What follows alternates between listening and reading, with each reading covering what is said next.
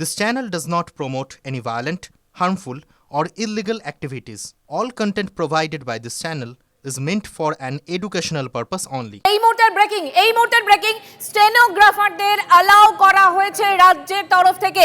সৌরভ আমাদের সঙ্গে রয়েছেন। সৌরভ, কি আপডেট? জানা তুই তো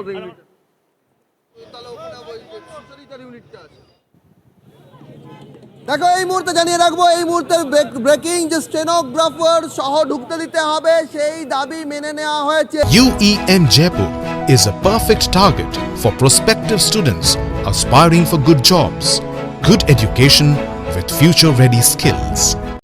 স্টেনোগ্রাফার্স আর অ্যালাউড। আমরা ভেতর থেকে যেটা জানতে পাচ্ছি যে স্টেনোগ্রাফার, যে দুজন পেশাদার স্টেনোগ্রাফারকে আনা হয়েছিল, তাদেরকে অনুমতি দেওয়া হয়েছে ভেতরে ঢোকার জন্য, এবং জুনিয়র চিকিৎসকরা, প্রতিনিধিরা যারা ছিলেন 30 থেকে 35 জন, তারাও সকলে ভেতরে ঢুকে গিয়েছেন।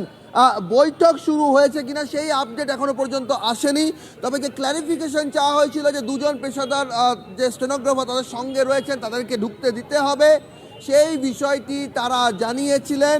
এবং তার প্রেক্ষিতে তারা যখন এখানে পৌঁছানোর পর তাদের যে স্টেনোগ্রাফার দুজন ছিলেন সেই দুজনকে ভেতরে ঢুকতে দেওয়ার অনুমতি দেওয়া হয়েছে।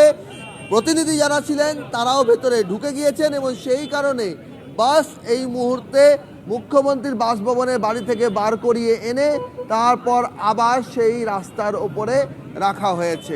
মঞ্জিরা, সৌরভ, এই যে প্রতিনিধিরা কতজন মোট ভেতরে গেলেন, তারা কতজন এসেছিলেন? দুজন স্টেনোগ্রাফারকে অ্যালাউ করা হলো, ভেতরে কারা কারা রয়েছেন কিছু জানতে পারছো?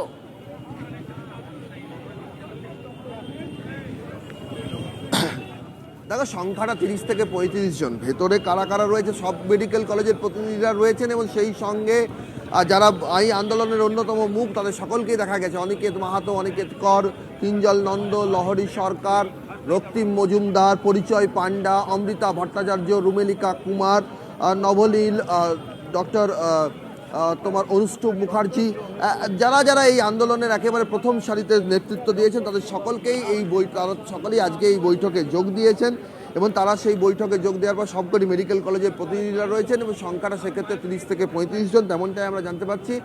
এবং একটা বিষয় স্পষ্ট যে স্টেনোগ্রাফার ঢুকতে দেওয়া হয়েছে, ফলে যে জটিলতা ছিল সেই জটিলতা কেটে গিয়েছে। যে ব্যাখ্যা, যে ক্ল্যারিফিকেশন চাওয়া হয়েছিল জুনিয়র চিকিৎসকদের তরফে, সেই ক্ল্যারিফিকেশন চাওয়ার আর কোনো প্রয়োজনীয়তা নেই, কারণ তাদের যে স্টেনোগ্রাফার সেই স্টেনোগ্রাফার দুজন স্টেনোগ্রাফারকেই ঢুকতে দেওয়া হয়েছে, এবং তারা ভেতরে ঢুকেছেন এবং রিপ্রেজেন্টেটিভরাও ঢুকে গিয়েছে। এখন দেখা যে তারা যে 5 দফা দাবির কথা যারা জানিয়েছেন, যার মধ্যে আমি তোমার কাছে আসবো। অর্থাৎ আপাতভাবে জটিলতা কেটেছে, দুজন স্টেনোগ্রাফারকে রাজ্যের তরফ থেকে অ্যালাউ করা হয়েছে বৈঠকে থাকার জন্য, এবং এই মুহূর্তে জুনিয়র চিকিৎসকরা তারা ভেতরে প্রবেশ করেছেন। এখনকার আপডেট। আর যে বাসে করে এলেন তারা, সেই বাসের ভেতরে এই মুহূর্তে রয়েছেন আমার অপর সহকর্মী দীক্ষা। ছবিটা কি?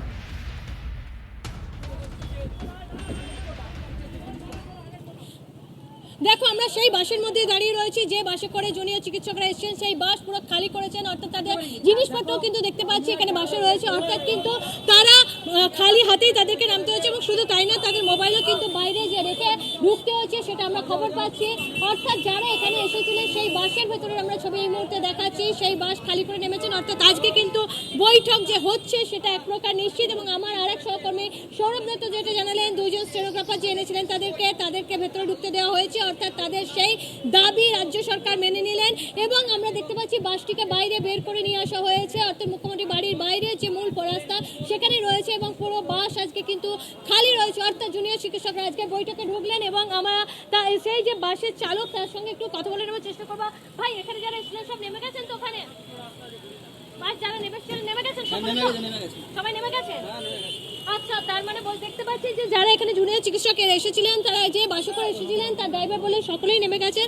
অর্থাৎ মুখ্যমন্ত্রীর বাড়ির সামনে আজকে আর রাস্তায় বাস রাখা হয়নি, এবং তাদের যে মুখ্যমন্ত্রী বাড়ির সামনে যে একেবারে রাস্তা সেখানে পর্যন্ত বাস চলে গিয়েছিল, তার অপোজিটেই রয়েছে পার্টি অফিস, সেখানেই আজকে বৈঠক হওয়ার কথা। যে বৈঠক কিনা শনিবার হওয়ার কথা ছিল, কিন্তু সেই শনিবার বৈঠক হয়নি।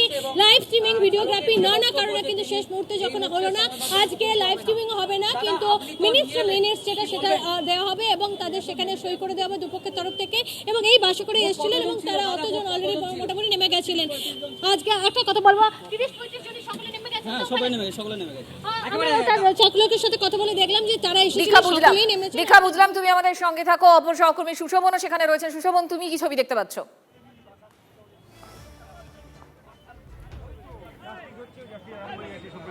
দেখো, এই মুহূর্তে একেবারে যে বাড়ি, সেই বাড়ির সামনে একেবারে বলা যায় যে যেহেতু তারা ভেতরে প্রবেশ করেছেন, তাই সেখানে নিরাপত্তা বলয় একেবারে রোজের মতোই এই মুহূর্তে দেখা যাচ্ছে।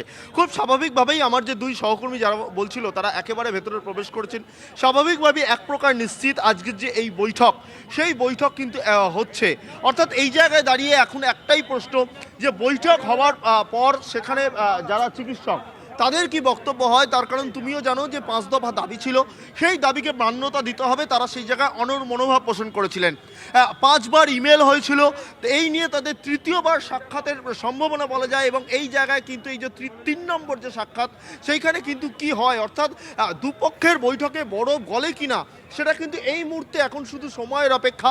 যা কিন্তু ইতিমধ্যেই তো আমার যে দুই সহকর্মী দেখালো যে বাস সেখানে রাখা ছিল, সেই বাস প্রথমে ব্যাক করে নেওয়া হলো এবং অন্যত্র রাখা হলো। আর যারা জুনিয়র চিকিৎসক তারা কিন্তু ভেতরে গেছেন। অর্থাৎ এই মুহূর্তে বলা যায় যে বৈঠকে মূলত বৈঠক কোন পথে যায়। আর জুনিয়র ডাক্তার যারা রয়েছেন তারা কিন্তু প্রথম থেকে, যেটা সবথেকে তাৎপর্যপূর্ণ, যে 5 দফা দাবিতে তারা অনড়। অর্থাৎ 5 দফা দাবি যে তারা সামনে রাখে, অপর দিক থেকে রাজ্য সরকার তাদের কি কথা বলেন এবং সেই 5 দফা দাবিকে সামনে রেখে প্রত্যেকটা পয়েন্ট আউট তারা করবেন। সেই জায়গা থেকে এই বৈঠক কতটা দীর্ঘায়িত হয় এবং তার সঙ্গে এই বৈঠককে 5 দফা দাবিকে কিভাবে মান্যতা দেয় রাজ্য সরকার, যে আদৌ মান্যতা দেয় কিনা, এবং তারপর জুনিয়র ডাক্তারদের কি বক্তব্য হয়, সব মিলে কিন্তু এই মুহূর্তে কিন্তু বলা যায় যে একটা যে জুনিয়র ডাক্তারদের কি বক্তব্য হয় সেটা গুরুত্বপূর্ণ। এবং এই মুহূর্তে দাঁড়িয়ে কিন্তু বলা যায় যে জুনিয়র ডাক্তার তারা ভেতরে প্রবেশ করেছেন। অর্থাৎ বৈঠকের পর কি এখন হয় সেটা কিন্তু সব থেকে বড় প্রশ্ন, যা কিন্তু একেবারে বলা যায় যে পরবর্তী জুনিয়র ডাক্তারদের যে আন্দোলন চলছিল, সেই আন্দোলন পরবর্তীকালে কিন্তু কি রূপরেখা নেয় সেটা কিন্তু আরও বড় প্রশ্ন। সুশোভন, তুমিও আমাদের সঙ্গে থাকো। আমি আরো একবার সৌরভের কাছে যাই। সৌরভ, ভেতরে কি চলছে কিছু বুঝতে পারছো? খবর পাচ্ছো?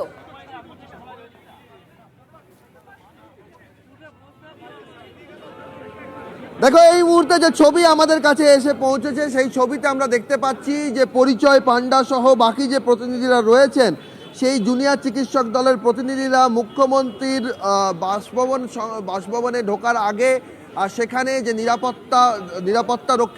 নিরাপত্তাজনিত যে ব্যবস্থা রয়েছে, যেখানে নাম লিখে সই করে সমস্ত জিনিসপত্র, যে সকল জিনিসপত্র নিরাপত্তারক্ষীরা জমা দিতে বলেন, সেই জিনিসপত্র সামগ্রী জমা দিতে হয়, সেই প্রক্রিয়া তারা চালাচ্ছেন। সেই প্রক্রিয়া এখন চলছে। 35 জন রয়েছে, সকলে সই সাবুত করছেন, তাদের ডিটেলস দিচ্ছেন, কে কোথা থেকে এসছেন, কি নাম, পরিচয়, সেই সমস্ত জানিয়েই তারা ভেতরে এক এক করে প্রবেশ করছেন। এবং তার আগে তোমাকে যেমনটা জানালাম একটু আগেই, যে পেশাদার যে স্টেনোগ্রাফার, সেই পেশাদার স্টেনোগ্রাফার কিন্তু ঢুকতে দেওয়া হয়েছে, তাদেরকে ঢোকার অনুমতি দেওয়া হয়েছে। 2 জন পেশাদার স্টেনোগ্রাফারকে ঢোকার অনুমতি দেওয়া হয়েছে। 35 জন, যে 30 থেকে 35 জন যে প্রতিনিধি আছেন তারাও ভেতরে প্রবেশ করেছেন। এখন যে জায়গাটা তারা যেটা জানিয়েছিলেন, যে হিন্ট তারা দিয়েছিলেন, যে 5 দফা দাবিতে আলোচনা করতে হবে। সেই 5 দফা দাবি কি? 5 দফা দাবির মধ্যে সিপির পদত্যাগ রয়েছে। 5 দফা দাবির মধ্যে সর্বাগ্রে রয়েছে তিলোত্তমার খুনিদের শাস্তি, যথাযোগ্য শাস্তি। পরবর্তী যে দাবিগুলো রয়েছে, সেক্ষেত্রে সিপির পদত্যাগের দাবি রয়েছে, ডিসি নর্থ, ডিসি সেন্ট্রাল, স্বাস্থ্যক্ষেত্রে ডিএইচএস, ডিএমই, হেলথ সেক্রেটারি, তাদের পদত্যাগের দাবি রয়েছে। নিরাপত্তা সংক্রান্ত একাধিক দাবি রয়েছে। এবং এই 5টি দাবি যে পূরণের যে তাদের দাবি থাকবে, এবং সেই 5 পয়েন্ট এজেন্ডার মধ্যেই যে তারা আলোচনা চাইবেন, সেই বিষয়টাও কিন্তু তারা সুনিশ্চিত করতে চাইবেন একেবারে বৈঠকের সূচনা পর্বে। বৈঠকের শুরুর দিকেই তারা কিন্তু সেই বিষয়টা তুলে ধরবেন। এবং এখন দেখা যায় যে প্রক্রিয়াটা সেটা কিভাবে এগোবে, কিভাবে তাদের সঙ্গে থাকা স্টেনোগ্রাফাররা নোট করবেন, ডিটেলস নেবেন এবং পরবর্তীতে দুপক্ষে যে সই করবেন, সেই প্রাথমিক কথাবার্তার পর বৈঠক। সৌরভ, নজর রাখো। সৌরভ, দীক্ষা এবং সুশোভন, তোমাদের 3 জনের সঙ্গেই কথা হতে থাকবে। অর্থাৎ এই মুহূর্তে যদি আমি একটা সাম আপ করি, তাহলে 30 থেকে 35 জনের জুনিয়র ডাক্তারদের প্রতিনিধি দল, তারা ইতিমধ্যেই মুখ্যমন্ত্রীর বাসভবনে পৌঁছেছেন, তারা ভেতরে ঢুকেছেন। তাদের সঙ্গে দুজন স্টেনোগ্রাফারকে তারা নিয়ে গিয়েছিলেন মিনিটস লেখার জন্য। তাদেরকেও অ্যালাউ করা হয়েছে, অনুমতি দেওয়া হয়েছে ভেতরে থাকার জন্য।